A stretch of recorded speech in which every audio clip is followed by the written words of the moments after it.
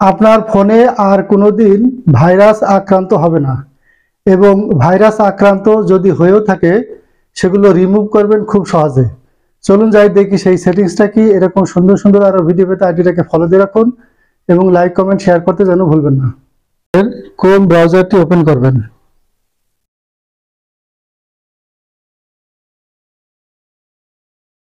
Tap করবেন, তারপরে সেটিংসে যাবেন। এখান থেকে স্ক্রল ডাউন করে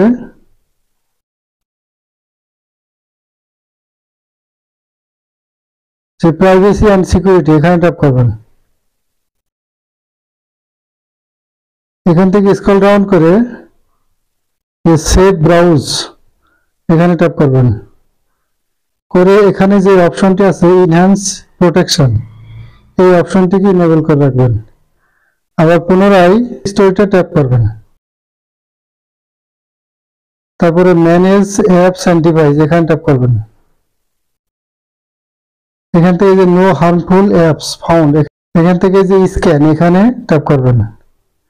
তাহলে যদি কোনো ক্ষতিকর অ্যাপস থাকে সেটা এখান থেকে ডিলিট হয়ে যাবে। এভাবে আপনার ফোনকে সুরক্ষিত করতে পারবেন। এই যে দেখেন নো হার্মফুল অ্যাপস ফাউন্ড, এভাবে আপনার ফোনটি